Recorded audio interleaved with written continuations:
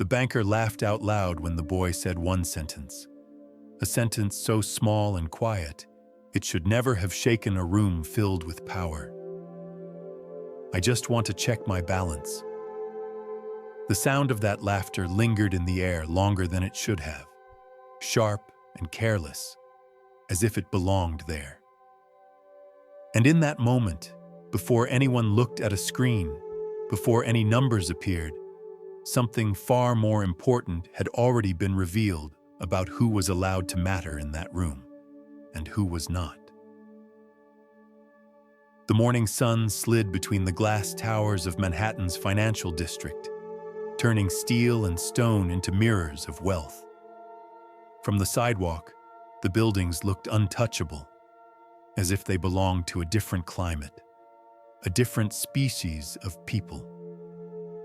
11-year-old Ethan Liu stood across the street from one of them, holding his breath longer than necessary, as though the air itself might cost something. He had been standing there for almost an hour. Every few seconds, Ethan checked the folded envelope in his pocket, pressing his fingers against its thin edge until he could feel the shape of the card inside. It was black, heavier than any card he had ever held, and it had arrived in the mail 6 months earlier with his name printed neatly across the front. At the time, he had hidden it beneath his mattress, afraid that touching it too much would make it disappear, afraid that someone would knock on the door and tell him it had been a mistake. Mistakes were not allowed in his life. Not anymore. His sneakers squeaked as he shifted his weight. They were 2 sizes too big, reinforced at the toes with layers of tape that had gone dull and gray with use. The tape was not temporary. It was a solution. The same kind of solution that came from learning, very young, how to make things last longer than they were supposed to. Ethan finally stepped forward. The revolving doors of Whitmore Private Banking were heavy, slow, and perfectly clean. As they turned, the city noise fell away behind him, replaced by a hush that felt intentional, designed to make people speak softer, move slower, and remember their place. Cool air washed over his face, so cold it made his skin tighten. Outside, the summer heat pressed against everything. Inside, comfort was preserved like a private resource. The lobby rose above him in pale stone and polished marble. Columns stretched upward, disappearing into a ceiling trimmed with gold that caught the light without ever giving it back. Chandeliers hung in careful symmetry, each one glowing softly, like they were proud of how much they cost. Everything smelled expensive. Flowers, clean wood, something else that Ethan could not name but somehow understood. Money had a scent, and it lived here. He took one step, then another, his shoes echoing too loudly against the floor. People sat in leather chairs that looked untouched, dressed in suits and dresses that fit perfectly, their voices low and confident. No one rushed, no one worried. This was a place built on the assumption that time belonged to you. Ethan approached the reception desk. The woman behind it looked up slowly. Her nameplate read Olivia Grant. Her hair was smooth, her expression practiced, her eyes already deciding something before he spoke. "I need to check my balance," Ethan said. His voice came out quieter than he meant it to. He cleared his throat and tried again, forcing the words to stay upright. "I just want to check my balance." Olivia's eyebrows lifted slightly, not in surprise, but in correction. The kind of look adults used when they were about to explain why you were wrong. "This is a private banking institution," she said. "You might be looking for a retail branch farther downtown." "I have an account here," Ethan replied quickly. Too quickly. He reached into his pocket and pulled out the envelope with careful hands, sliding the card free as if it might cut him. "I got this in the mail." Olivia took the card between two fingers. The logo was correct. The material was correct. Everything about it said it belonged. She looked from the card back to Ethan's face, and for a moment, something like confusion flickered behind her eyes. Before she could speak again, footsteps crossed the marble behind him. Thomas Whitmore did not hurry. He never had to. At 46 years old, the chief executive officer of Whitmore Private Banking moved through his own building like gravity worked in his favor. His suit was tailored with such precision that it looked effortless. His silver watch caught the chandelier light when he lifted his wrist, and his smile came easily, the kind built from decades of being listened to. He stopped when he saw Ethan. "Olivia," Thomas said, his voice carrying without effort, "is there a reason we're letting street children wander into the lobby?" The words landed harder than a shout. The room shifted. Conversations paused. Heads turned. Ethan felt heat rush to his face, the familiar burn of being seen when he did not want to be. He wanted to explain, to say he was clean as he could be, that there had been no running water in his building for days, that the dirt on his hands was not a choice. "He says he has an account," Olivia said, uncertain now. Thomas laughed, not quietly, not kindly. "An account," he repeated, letting his eyes travel slowly from Ethan's taped shoes to the frayed edge of his shirt. "Look at him." A few people chuckled. Someone covered their mouth, smiling. Someone else leaned closer to get a better look. Ethan's thoughts raced. He saw his sister Lily's face in his mind, 7 years old, trying to be brave that morning as she asked whether there would be food later. He saw the eviction notice folded on the table at home. He saw the envelope in his pocket and felt the weight of a choice he had already made. He took one step forward. "I have a card," Ethan said, louder now, his hands trembling but his feet steady. "And I just want to check my balance." Thomas studied him, irritation giving way to something sharper, something curious and unkind. He leaned back slightly, folding his arms. "Well," he said, smiling again, "this could be interesting." Thomas Whitmore did not stand up when Ethan stepped closer. He stayed exactly where he was, behind his desk, framed by polished wood and glass, as if the furniture itself had been designed to remind people who belonged on which side. The lobby felt smaller now, not physically, but socially. Every sound seemed louder. Every movement carried weight. Thomas rested his fingers on the keyboard, not typing yet, just touching it, letting the moment stretch. He glanced around the room, making sure his audience was paying attention. They were. Wealth had trained them well. When someone powerful paused, everyone learned to wait. "So," Thomas said lightly, "let's see what we're working with." He looked back at Ethan. "You understand that if this card doesn't belong to you, if it was taken from someone else's mail, that's a serious offense. Federal offense, actually." Ethan swallowed. His mouth was dry, but his voice stayed steady. "My name is on it." Thomas smiled, the way people smiled when they already knew the ending of the story and were enjoying the middle. "Is it?" He began typing, deliberately slow. Each keystroke echoed in Ethan's ears, a small mechanical sound that somehow felt louder than the laughter had.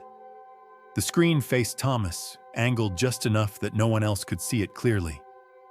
Not yet. Around them, the lobby leaned in.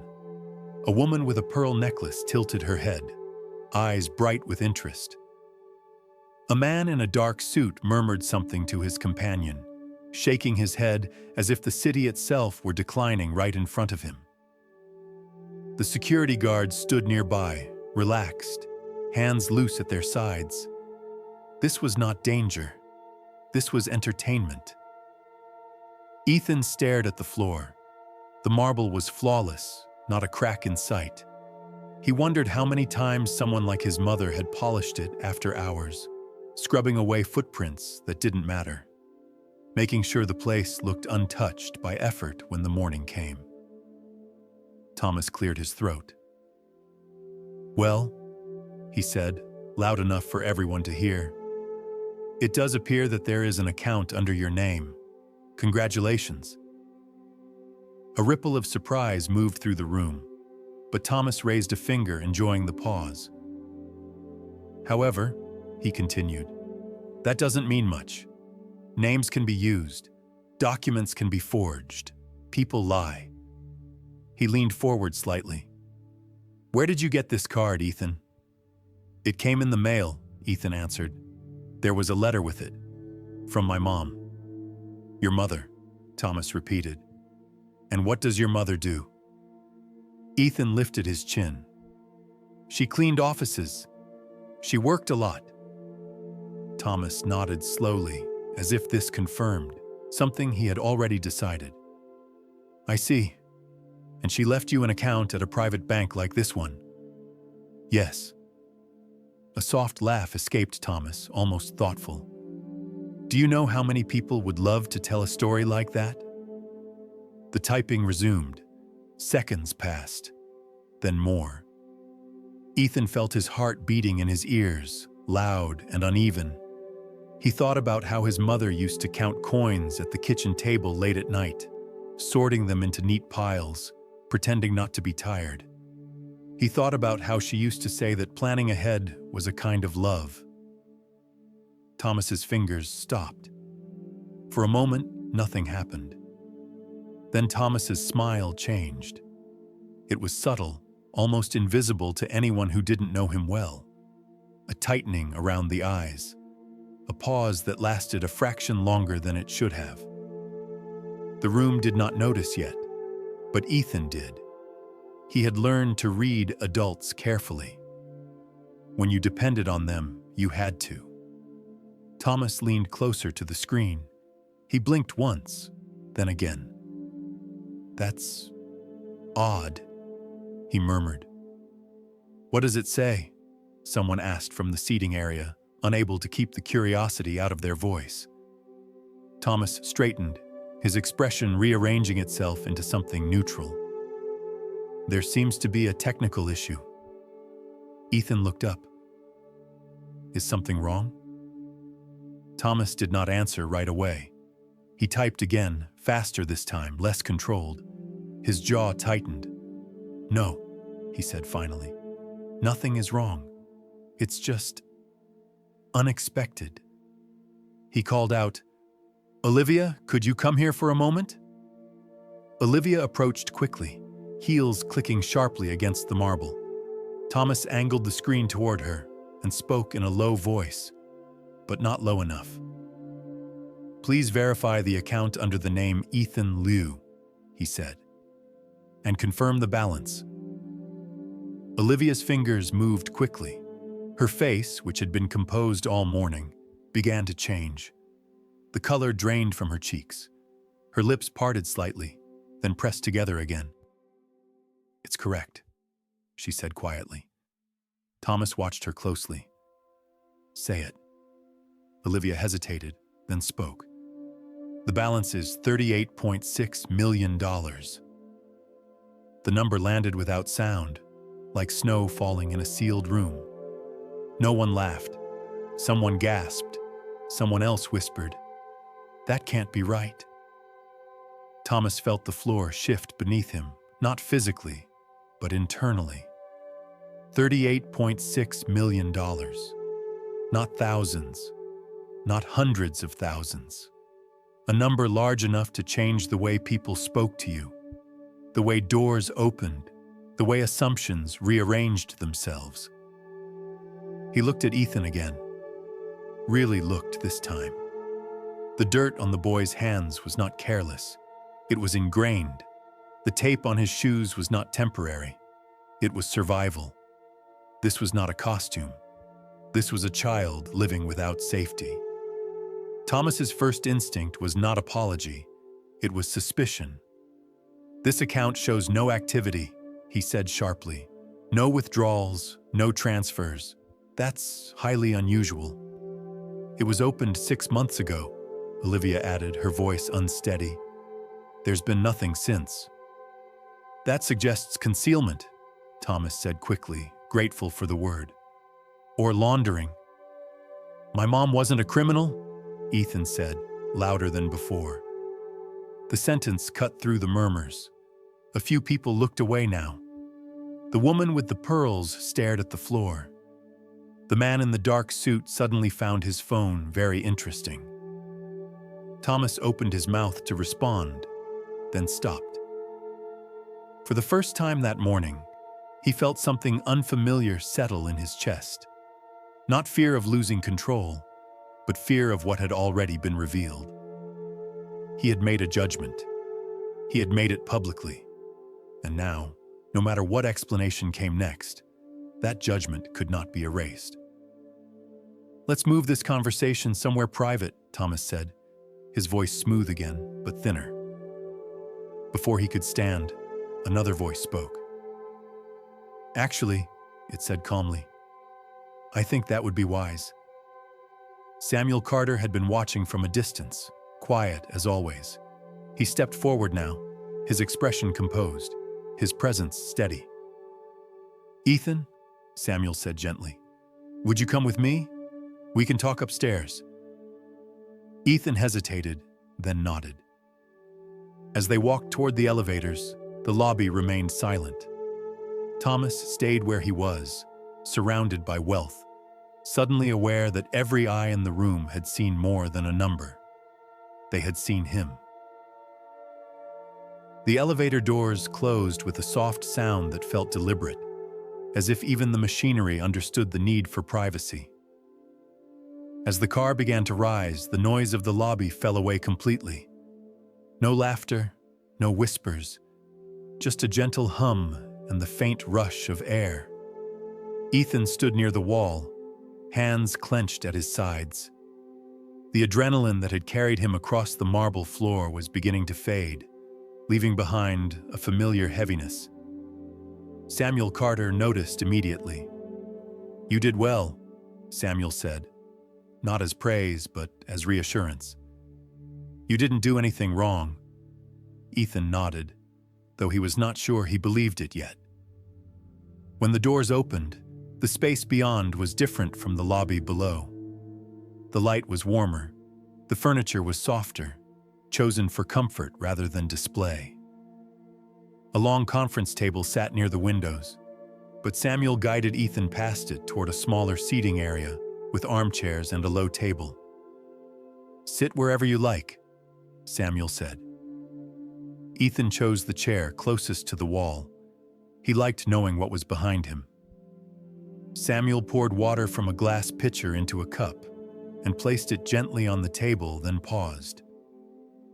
"Are you hungry?" The question caught Ethan off guard. Not because he was not hungry, but because no one in the lobby had thought to ask. His stomach answered for him with a quiet sound that made his face burn. Samuel smiled softly and picked up the phone. "Could we get some sandwiches, fruit, and cookies up here? Please," he said. "Enough for a few people." When he hung up, he did not rush into explanations. He waited. That, more than anything else, made Ethan begin to feel safe.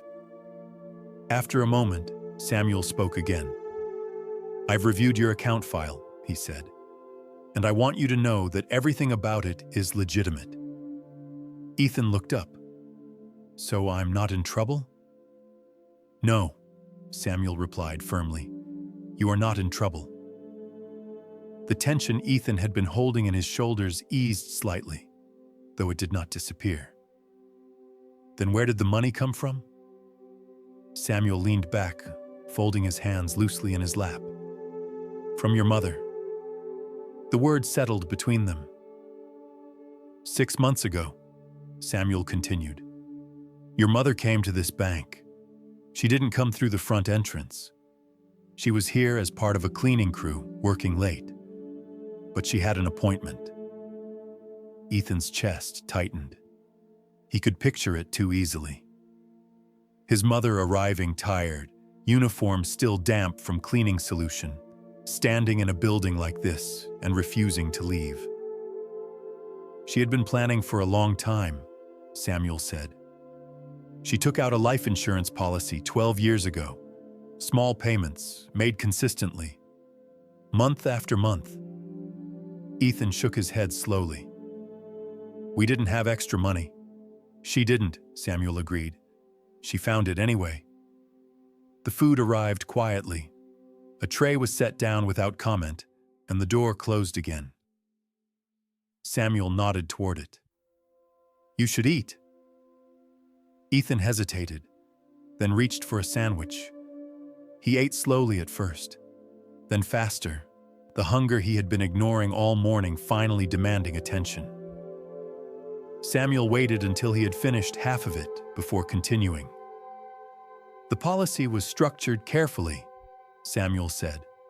Over time, with steady payments and growth, it reached a value of a little over $41 million. Ethan stopped chewing. That money was placed into a trust, Samuel went on.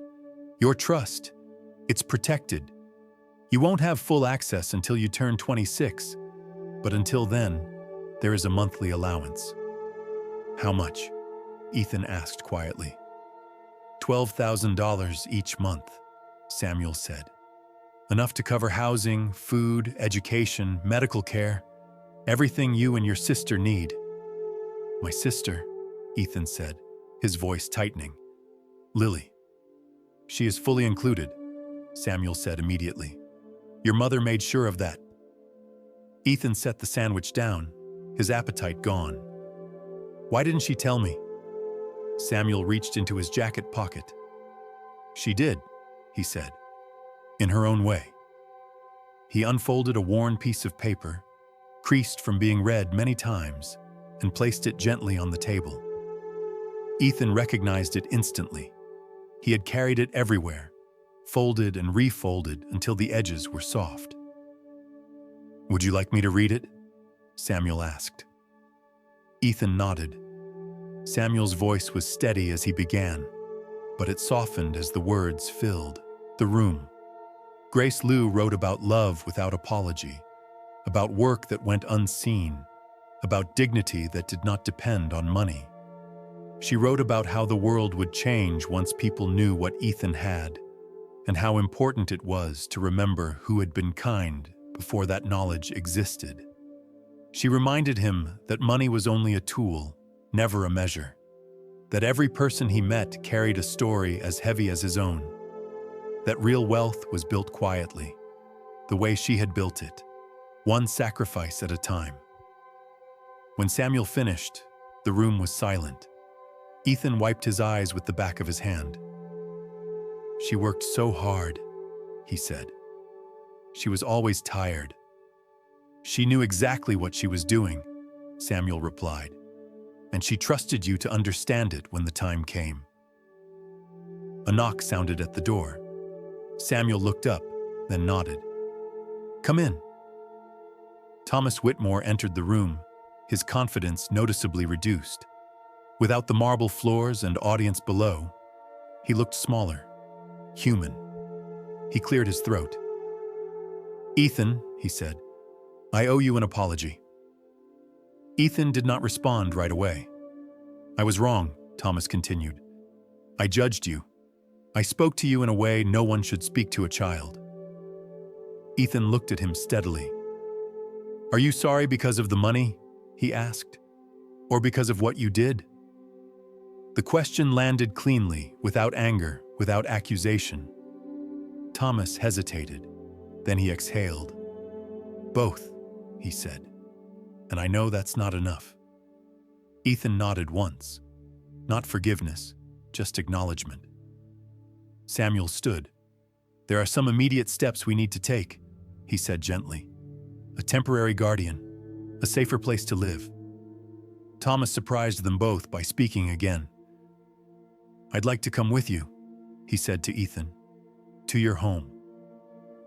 Ethan studied him for a moment, then nodded. Outside the window, the city continued its rhythm, unaware that upstairs, voices had lowered, and something important had begun to change. For a long moment after Ethan nodded, no one spoke. The room seemed to hold its breath, as if the words from Grace Liu's letter were still moving through the air, settling into corners, finding places to stay. Thomas Whitmore remained standing, hands loosely at his sides, unsure where to put them, now that authority had stopped working the way it used to. Samuel Carter was the first to move. He gathered the papers on the table, not to hide them, but to give the moment a boundary. "There are practical matters we need to address," he said gently, as though practicality itself could be kind. "But nothing needs to happen all at once." Ethan folded the letter carefully and slid it back into his pocket. He did it slowly, deliberately, the way people do when they are afraid that moving too fast might break something. "My sister is alone," he said.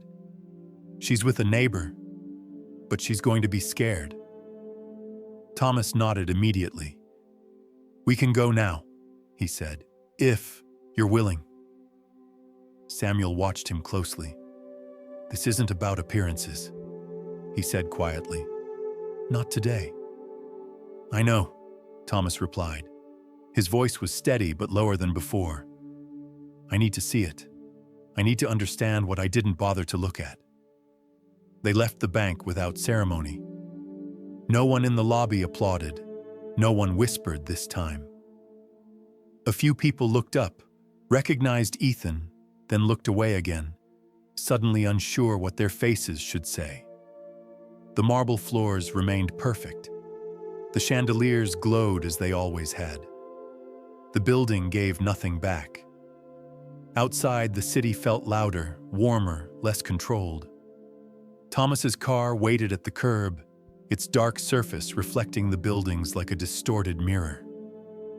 Ethan climbed into the back seat, clutching the envelope in his pocket, while Samuel took the front passenger seat. Thomas drove. They moved north, then east, leaving the glass towers behind. With each block, the city changed its tone. The sidewalks grew more crowded. The buildings pressed closer together. Storefronts replaced offices. The silence of wealth gave way to the noise of survival. Ethan watched through the window as familiar streets appeared. He felt a strange pull in his chest, something between relief and dread. The car slowed to a stop in front of a brick building that looked tired. 5 stories tall, rusted fire escapes, windows patched with cardboard and tape. A hand-painted sign near the entrance warned that the elevator had been out of service for years, as if anyone needed reminding. "This is it," Ethan said. Thomas turned off the engine but did not move right away. He stared at the building, taking in details he had trained himself never to notice. The cracked steps, the trash bags piled near the curb, the graffiti layered over itself like a record of anger and hope fighting for space. "This is where you live," he said, and immediately regretted how obvious it sounded. "Yes," Ethan replied simply. "4th floor." They climbed the stairs. The air inside was heavy and smelled of old paint, cooking oil, and something damp that never quite went away. Lights flickered. The steps creaked underfoot. Halfway up, a woman carrying groceries paused to catch her breath. Ethan stepped past Thomas and took one of her bags without being asked. "Thank you, sweetheart," she said, smiling at him. Thomas watched this happen, the ease of it, the quiet assumption that helping was normal. No contracts, no cameras, just habit. On the 4th floor, Ethan stopped in front of a door with peeling paint. The number was crooked, hanging by a single screw. He hesitated, then knocked. The door opened almost immediately. "Ethan," said Mrs. Alvarez, relief washing over her face. "Thank goodness." Behind her, Lily appeared, eyes wide, hair slightly undone. She froze when she saw her brother, then ran forward, wrapping her arms around him with the force of someone who had been holding fear too tightly. "I thought you weren't coming back," she said into his shirt. "I'm here," Ethan replied. "I promise." Mrs. Alvarez noticed Thomas then, her posture changing slightly. "Who's this?" "This is Mr. Whitmore," Ethan said. "He's from the bank." Mrs. Alvarez's eyes narrowed, not unkindly, but carefully. "I see." Inside, the apartment was small. One room served as kitchen, living room, and dining space all at once. Two narrow doors led to bedrooms barely larger than closets. The furniture was worn but clean, repaired again and again rather than replaced. Crayon drawings covered the walls. A vase of plastic flowers sat near the window, placed where the light was best in the afternoon. "This isn't much," Ethan said quietly, not looking at Thomas. "But it was home." Thomas shook his head. "I'm not thinking what you think I'm thinking," he said, though he wasn't sure that was true. Lily looked up at him, studying his face with the seriousness only children possess. "Are you the one who made my brother sad this morning?" The question struck harder than any accusation. Thomas knelt slowly, bringing himself to her eye level. "Yes," he said. "I was." She considered this. "Are you going to help him now?" "Yes," Thomas replied without hesitation. "I am." Lily nodded, satisfied for the moment. "Okay." They packed quickly. There wasn't much to pack. Clothes folded carefully, school papers, a few books. Lily's stuffed rabbit, one ear hanging by a thread. Everything they owned fit into a few bags. Neighbors appeared in the hallway, drawn by quiet curiosity. There was no jealousy in their faces, only concern and relief. Someone pressed a small amount of cash into Ethan's hand, just in case, refusing to take it back even when he tried to explain. Someone else slipped Lily a chocolate bar. Thomas carried the heaviest bag down the stairs. When they reached the car, Ethan turned back to look at the building one last time. "We won't forget," he said, more to himself than anyone else. As they drove away, Lily leaned forward between the seats. "Does this mean we don't have to be hungry anymore?" Thomas's grip tightened on the steering wheel. He did not answer right away. "No," Ethan said gently. "We don't." The car moved back into traffic, carrying more than belongings. It carried a truth that had finally been seen. The drive away from the old building was quiet. Traffic pressed in from all sides, horns rising and falling like distant waves. But inside the car, no one spoke. Lily leaned against Ethan's shoulder, her small body already relaxing now that the tension of the day had loosened its grip. Mrs. Alvarez sat beside them, hands folded in her lap, watching the city pass by with the careful attention of someone who had learned not to expect favors from it. Thomas Whitmore kept his eyes on the road. The streets they moved through now were not unfamiliar to him in the technical sense. He had passed them many times before, windows tinted, mind elsewhere. But seeing them from this angle, with these passengers, was different. The cracked sidewalks, the crowded buses, the people walking home with tired shoulders and determined steps. This was a world he had never entered, only skimmed over. "Do you live far?" Mrs. Alvarez asked Samuel, breaking the silence. "Not far," Samuel replied, "but far enough to notice the difference." Thomas heard that. He did not respond. They arrived at the temporary apartment arranged through the trust later that afternoon. It was not luxurious, but it was clean, safe, and warm. Sunlight reached the windows.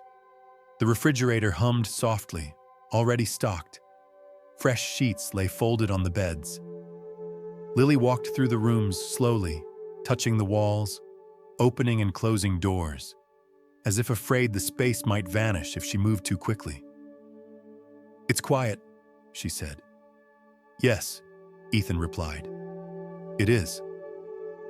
As Mrs. Alvarez helped Lily unpack, Samuel reviewed paperwork at the kitchen table, explaining each page in plain language, never rushing, never assuming. Ethan listened carefully, nodding when he understood, asking questions when he did not. Thomas stood near the window, watching people move along the street below. He had seen financial forecasts more complex than this entire neighborhood, but none of them had prepared him for the weight he felt now. Numbers had always been his refuge.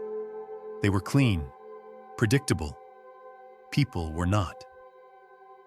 "I'd like to see where your mother worked," he said suddenly. Ethan looked up. "What do you mean?" "The offices," Thomas said. "The places she cleaned. I want to understand what her days looked like." Samuel studied him for a moment, then nodded. "That can be arranged." That evening, they walked through the financial district again, but this time after hours. The towers stood the same, but their glow was dimmer, their confidence subdued. Inside, cleaning crews moved quietly, pushing carts, emptying bins, wiping down desks where decisions worth millions had been made earlier that day. Ethan pointed out a building near the bank. "She worked there sometimes," he said. "Late." Thomas watched a woman mopping the floor near the elevators. She moved with practiced efficiency, her motions economical, her face unreadable. No one applauded her. No one asked her name. "She never complained," Ethan added. "She said the work mattered because people needed clean places to think." Thomas closed his eyes briefly. For the first time in years, he felt ashamed without needing an audience to witness it. The days that followed unfolded quietly. Thomas returned to the bank, but the building felt different now. The marble floors no longer impressed him. The chandeliers seemed excessive. He noticed things he had ignored before. The way some employees flinched when managers walked by, the way cleaning staff became invisible the moment the business day began. He called meetings, not the kind filled with charts and forecasts, but smaller ones. Conversations. He listened more than he spoke. Changes came slowly at first, then all at once. Wages for maintenance and cleaning staff were raised. Health benefits extended. Scholarships announced for employees' children. Managers who resisted were let go, not with drama, but with finality. Some colleagues congratulated him publicly. Others distanced themselves quietly. Invitations stopped arriving. Private dinners were canceled. Thomas noticed, and for once he did not mind. One afternoon, weeks later, Ethan and Lily visited the bank again. This time they entered without fear. People noticed, but differently now. Some smiled, some looked uncomfortable. No one laughed. Ethan met Thomas in his office, a space that had been rearranged since the last time. The heavy desk was gone, replaced by a simpler one. Chairs faced each other, equal in height. "I've been thinking about what my mom wrote," Ethan said after they sat down. Thomas nodded. "So have I. She said money should be used to make things less heavy for people," Ethan continued, "not to make anyone feel small." "Yes," Thomas said quietly.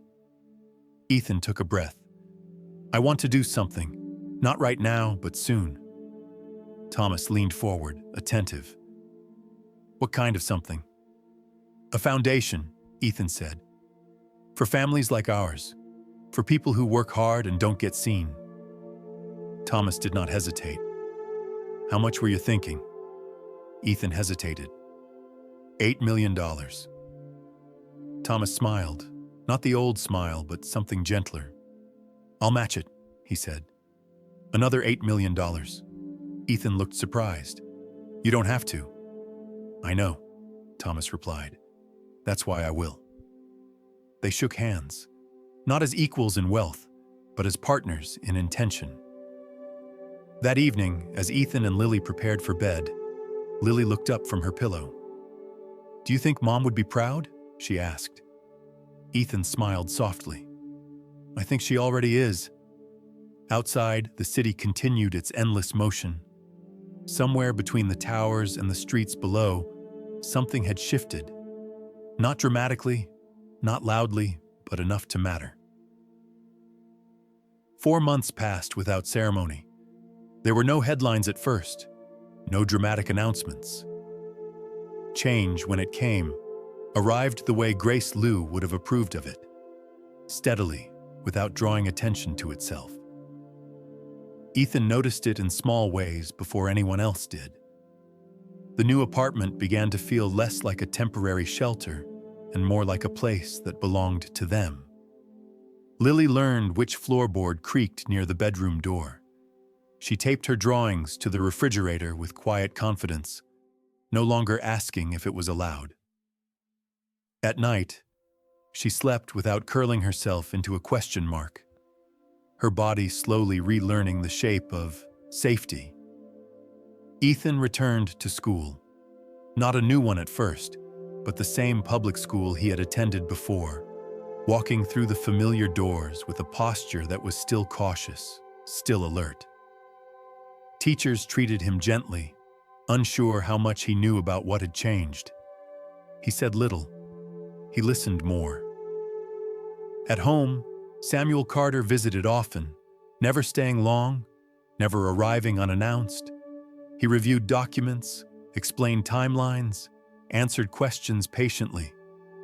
When Ethan asked about college, Samuel talked about options without pressure, without expectation. The future was no longer a threat that needed to be outrun. Thomas Whitmore's life changed more slowly. The first board meeting after that morning in the lobby was tense. He did not tell the story as a redemption tale. He told it plainly. He described a boy, a question, a number, and then he described what he had seen when he followed that boy home. Some board members shifted uncomfortably. Others looked away. One asked whether this level of internal reform was necessary. Yes, Thomas replied. It is. The changes were not symbolic. Salaries for janitorial and maintenance staff increased across all properties. Health coverage expanded to include families. Educational support programs were funded, not as charity, but as policy. The word invisible quietly disappeared from internal vocabulary. Managers who mocked or dismissed frontline workers found themselves without positions. There were complaints. Lawsuits were threatened, then dropped. Thomas accepted the cost without argument. At night, when the office was empty, he sometimes walked through the building alone. He watched the cleaning crews work now, not as background, but as people. He learned names. He learned stories. He learned how much effort went into maintaining a world that pretended effort did not exist. Ethan visited the bank again on a gray afternoon in early autumn. This time he was not nervous. The lobby looked the same, but it felt different. The marble floors were still polished, but they no longer intimidated him. Olivia Grant greeted him by name, her smile genuine, her voice warm. She asked how Lily was doing. Ethan told her about her new spelling tests. Thomas met him upstairs, not behind a desk, but at a table near the window. "I've been thinking about your mother's letter," Thomas said as they sat down. "So have I," Ethan replied. Thomas folded his hands. "I spent most of my life believing that wealth proved something. that it justified the way I spoke to people, the way I judged them. And now? Ethan asked. And now I know it only revealed who I was, Thomas said. Not who they were. Ethan nodded. My mom said money should make things lighter, not heavier. Yes, Thomas agreed. She was right. They spoke about the foundation in practical terms.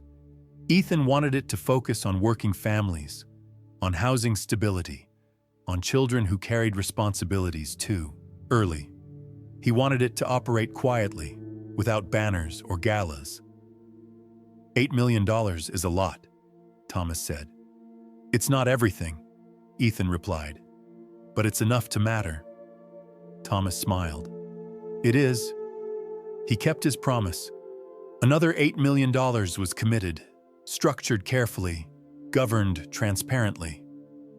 The Grace Liu Foundation was established without fanfare. No press conference, no speeches, just work beginning. One evening, Ethan and Lily walked through a park near their apartment. Leaves had begun to turn, scattering color across the paths. Lily kicked a pile of them, laughing as they burst apart. Do you think Mom would like this place? She asked. I think she would, Ethan said. She liked places where people could breathe. They sat on a bench as the sky darkened, the city lights slowly waking up around them. Ethan thought about the moment in the bank, about the laughter, about the screen lighting up with a number that had changed everything and nothing at the same time. It hadn't saved him. What saved him had been quieter. A mother counting coins at a table late at night. A letter folded until the paper softened. A man willing to look where he had never looked before. As they stood to go home, Ethan felt something settle inside him.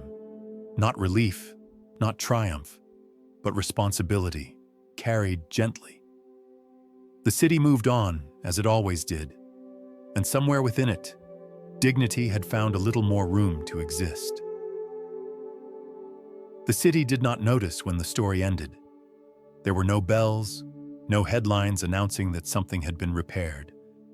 The glass towers still reflected the sky. The streets still carried people forward in every direction at once. From the outside, nothing appeared different enough to name. But inside a small apartment, on a calm evening washed in amber light, Ethan Liu sat at a kitchen table doing homework, while his sister hummed softly to herself nearby. Lily was drawing again. She had filled the walls of her new room with color over the past few months, each picture taped carefully, as if she were marking territory. Tonight she was working slowly, her tongue pressed against the corner of her mouth in concentration. What are you making? Ethan asked without looking up. A house, she said, but not the old one. Ethan smiled. He understood. They ate dinner together without rushing. There was no anxiety at the edges of the meal now, no quiet calculations about whether there would be enough tomorrow. Food had become what it was always meant to be, ordinary, nourishing, unremarkable. Afterward, Ethan washed the dishes while Lily dried them, standing on a stool that was finally the right height. Outside, traffic murmured steadily, a distant sound that no longer felt threatening. When they finished, Lily padded off to bed, her stuffed rabbit tucked under one arm. Good night, she said, pausing at the door. Don't stay up too late. Ethan laughed, softly. I won't. Later, when the apartment had settled into silence, Ethan unfolded his mother's letter once more. He did not need to read it again. He knew the words by heart, but the paper itself mattered. The creases, the softness at the edges, the way it smelled faintly of time. He thought about the bank, about the screen that had lit up with a number large enough to silence a room. $38.6 million. A figure that could bend conversations, open doors, erase suspicion. And yet, The number itself felt smaller now. What remained was something else entirely. He thought about Samuel Carter, who had spoken gently when no one else had bothered to lower their voice. About Mrs. Alvarez, who had watched over Lily without being asked, without expecting anything in return. About neighbors who had offered help even when they had very little to give. And he thought about Thomas Whitmore. They had spoken earlier that week, sitting across from each other in a quiet office that no longer felt like a throne room. Thomas looked older now, not in years, but in awareness. "I've been invited to fewer dinners," Thomas had said, almost amused. "People don't like uncertainty." Ethan had shrugged. "My mom said that's how you know what matters." Thomas nodded. "I used to think money was proof. Now I think it's just a mirror." The Grace Liu Foundation had begun its work quietly. No banners, no galas, just applications reviewed with care, families supported with housing assistance, children given room to breathe instead of pressure to survive. Every decision was guided by a simple rule written at the top of every document, taken directly from Grace's letter: dignity first. Ethan insisted on reading the reports himself, not the numbers alone, but the stories behind them. He did not rush the process. He understood now that patience was not passive. It was a form of respect. On a cool evening near the end of the season, Ethan and Lily visited a small park near their building. The leaves had mostly fallen, leaving the trees bare and honest. Lily ran ahead, chasing nothing in particular, her laughter drifting back easily. Ethan sat on a bench and watched the city lights come on one by one. He remembered standing outside the bank that morning, pressing his fingers against the edge of an envelope, unsure whether stepping inside would make things worse. He remembered the laughter, the weight of being seen incorrectly. He wondered how many people walked through the world carrying that same weight, never knowing that a single screen, a single moment of truth, could have shifted things. But then he remembered something else. The screen had not changed him. It had not taught him courage or restraint or kindness. Those things had been built long before, in late nights and small sacrifices, in lessons passed quietly from one generation to the next. The number had only revealed what had already been there. Lily returned and climbed onto the bench beside him, her legs swinging. "Do you think people ever forget what they learn?" she asked suddenly. "Sometimes," Ethan said, "but they can remember again." She considered this, then nodded, satisfied. "Okay." They walked home together under a sky that looked no different than it had before. The city breathed around them, unaware of the small repairs taking place within it. And somewhere, in a bank lobby polished to perfection, the memory of a boy asking a simple question still lingered, even after the screen had gone dark. Not because of the money, but because of what it revealed.